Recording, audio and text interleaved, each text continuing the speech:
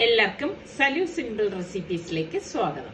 ഇന്ന് കുട്ടികൾക്കും മുതിർന്നവർക്കും ഒരുപോലെ ഇഷ്ടപ്പെടുന്ന മസാല ക്രീം പനീർ എങ്ങനെയാണ് തയ്യാറാക്കുന്നത് നമുക്ക് നോക്കാം. അപ്പൊ അതിനുവേണ്ടി ഞാനൊരു പാനിലേക്ക് 2 ടീസ്പൂൺ ബട്ടറും പിന്നെ ഒരു 3 ഗ്രാമ്പൂവും 2 ഏലക്കായും അതുപോലെ തന്നെ ഒരു സവാള സ്ലൈസ് ചെയ്തത്, ചെറിയ 2 പീസ് ഇഞ്ചി, ഒരു 4 വെളുത്തുള്ളി അല്ലി, ഇത്രയും കൂടി നമുക്ക് ഇതിലേക്ക് ഇട്ട് കൊടുക്കാം. ഇഞ്ചിയുടെ അളവ് കൂടണ്ട കേട്ടോ, ഇത്രയും മാത്രം മതിയാവും. എന്നിട്ട് നമുക്കിത് ഇതുപോലെ ഒന്ന് വഴറ്റിയെടുക്കണം. വഴണ്ടി വരുന്ന സമയത്ത് ഞാനിവിടെ ഒരു 10-20 കാഷ്നട്ട് എടുത്തിട്ടുണ്ട്, അതും കൂടി ഇട്ട് കൊടുക്കാം. അപ്പൊ ഇതൊന്ന് സ്കിപ്പ് ചെയ്യാതെ ഉണ്ടാക്കിയാലേ നല്ല ടേസ്റ്റ് ഉണ്ടാവത്തുള്ളൂ കേട്ടോ. അപ്പൊ ദാ ഇതുപോലെ ഒന്ന് വഴണ്ടി വരുന്ന ആ ഒരു സമയത്ത് നമുക്ക് ഇതിലേക്ക് ഞാനിവിടെ 2 തക്കാളി കട്ട് ചെയ്തെടുത്തത് ഇട്ട് കൊടുക്കണം. അപ്പൊ നല്ല കളറുള്ള തക്കാളി നിങ്ങളുടെ കയ്യിലുണ്ടെങ്കിൽ അതായിരിക്കും കുറച്ചുകൂടി നല്ലത് കേട്ടോ. പിന്നെ ഞാനിവിടെ ഒരു 2 ടേബിൾ സ്പൂണോളം കസൂരി മേത്തിയും കൂടി ചേർക്കുന്നുണ്ട്. കസൂരി മേത്തി എന്ന് പറയുമ്പോൾ ഉലുവയില ഉണക്കിയതാണ് കേട്ടോ. അപ്പൊ അതും ഇട്ടത് അതുപോലെ ഒന്ന് ഇളക്കിയെടുക്കുകയാണ്. ഇളക്കിയെടുത്തിട്ട് അതൊന്ന് മൂടി വെച്ച് കൊടുക്കാം. മൂടി വെച്ച് 2 മിനിറ്റിന് ശേഷം മൂടി തുറന്ന് ഇതുപോലെ ഒന്ന് ഇളക്കിയെടുക്കണം. അപ്പൊ നല്ല സോഫ്റ്റ് ആയിട്ട് കിട്ടും. ഇതിലേക്ക് നമുക്ക് പാകത്തിനുള്ള ഉപ്പും കൂടി ഇട്ടിരുന്ന് ഇളക്കിയിട്ട് വീണ്ടും ഇത് 1 മിനിറ്റ് നമുക്കൊന്ന് മൂടി വെച്ചെടുക്കാം.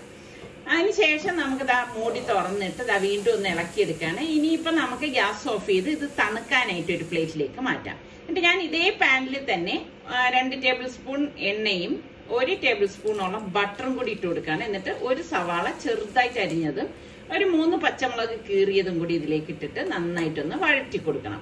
അപ്പൊ ഇത് നമുക്ക് എളുപ്പം തയ്യാറാക്കി എടുക്കാൻ പറ്റുന്ന ഒരു കറി തന്നെയാണ് കേട്ടോ. അതായത് ഇതുപോലെ ഒന്ന് മൂത്ത് വരുന്ന ആ ഒരു സമയത്ത് നമുക്ക് ഇതിനിടയിൽ തണുക്കാനായിട്ട് വെച്ചത് നമുക്കിതൊന്ന് അരച്ചെടുക്കണം. അപ്പൊ ഇത് അത്ര അധികം തണുത്തിട്ടായിരുന്നു, നിങ്ങൾ എടുക്കുമ്പോൾ നല്ല തണുത്ത ശേഷം അരച്ചെടുത്താൽ മതി. അതിലേക്ക് ഞാനിവിടെ ഒരു 1/2 കപ്പോളം വെള്ളം ഒഴിച്ചിട്ടാണ് ഇത് അരച്ചെടുക്കുന്നത്. എന്നിട്ട് നമുക്കിത് ഒരു അരിപ്പയെ കൂടി അരിച്ചെടുക്കണം. അപ്പൊ ഇത് നിങ്ങൾ അരിച്ച് തന്നെ എടുക്കണം. മടി തോന്നിയിട്ട് അരിക്കാതെ എടുക്കരുത് കേട്ടോ. അരിച്ചെടുത്താൽ മാത്രമേ ആ ഒരു കറക്റ്റ് ടെക്സ്ചർ നമുക്ക് കിട്ടത്തുള്ളൂ. അതിൽ ചണ്ടിയായിട്ടുള്ള ഭാഗമൊക്കെ ഒന്ന് മാറ്റിയെടുക്കാം. എന്നിട്ട് നമ്മുടെ മസാല നല്ലതുപോലെ മൂത്ത് വന്നിട്ടുണ്ട്.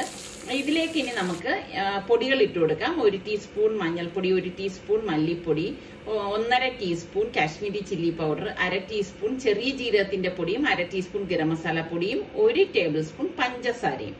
അപ്പൊ ഇത് ഇത്രയും ചേർത്ത് പൊടി കരിയാത്ത വിധത്തിൽ ഒന്ന് ഇളക്കിയെടുക്കണം. എന്നിട്ട് നമ്മൾ ഈ അരച്ചു വെച്ചിരിക്കുന്ന ആ ഒരു പേസ്റ്റ് ഉണ്ടല്ലോ, അത് ഇതിലേക്ക് ഇട്ടിട്ട് നന്നായിട്ടൊന്ന് മിക്സ് ചെയ്ത് കൊടുക്കാം. അപ്പൊ കുറച്ച് മാറി നിന്ന് ചെയ്യണം, കാരണം ഇത് തിളയ്ക്കുമ്പോൾ തെറിക്കും. അതേ ബൗളിൽ തന്നെ ഞാൻ വീണ്ടും കുറച്ച് വെള്ളം ഒഴിച്ചിട്ട് ഇതുപോലെ ഒന്ന് ഇളക്കിയെടുക്കണം. നമുക്ക് എത്ര തിക്നെസ് വേണോ അതിനനുസരിച്ച് ചെയ്താൽ മതി. പിന്നെ ചെറിയ ഒരു പാക്കറ്റ് ഫ്രഷ് ക്രീം ഞാൻ ഇതിലേക്ക് ഫുള്ളായിട്ട് ചേർക്കണുണ്ട്. എന്നിട്ട് എല്ലാം ചേർത്ത് നല്ലതുപോലെ ഇളക്കണം. ഇപ്പോഴാണ് ഇതിന്റെ ആ ഒരു കറക്റ്റ് ടെക്സ്ചർ ഇരിക്കുന്നത് കേട്ടോ.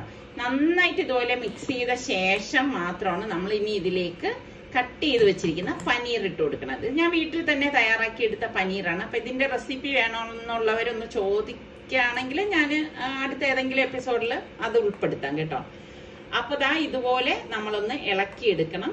ഇളക്കി എടുത്ത ശേഷം ഞാൻ ഇതിലേക്ക് വീണ്ടും 1 ടീസ്പൂൺ ബട്ടറും കൂടി ഇട്ട് കൊടുക്കണം. അപ്പൊ നല്ല ടേസ്റ്റ് ആയിരിക്കും കേട്ടോ. പ്രത്യേകിച്ച് കുട്ടികൾക്കൊക്കെ ഇത് കൊടുക്കുകയാണെങ്കിൽ അവർക്ക് ഉറപ്പായിട്ട് ഇഷ്ടപ്പെടും. എന്നിട്ട് ഇതുപോലെ ഒന്ന് തിള വരുന്ന സമയത്ത് ഇതൊന്നും കുറുകും. അപ്പൊ ഇത്രയേ ഉള്ളൂ സംഭവം. നമുക്ക് ചൂടോടുകൂടി തന്നെ ഇത് സെർവ് ചെയ്യാം. സെർവ് ചെയ്യുന്ന സമയത്ത് നമുക്ക് ഒരു ചെറിയ പീസ് ബട്ടർ ഇതിന്റെ മേളിൽ വെച്ച് കൊടുത്താൽ നല്ല ടേസ്റ്റ് ആയിരിക്കും കേട്ടോ. അങ്ങനെ നമ്മളുടെ മസാല ക്രീം പനീർ ഇവിടെ റെഡി ആയിട്ടുണ്ട്.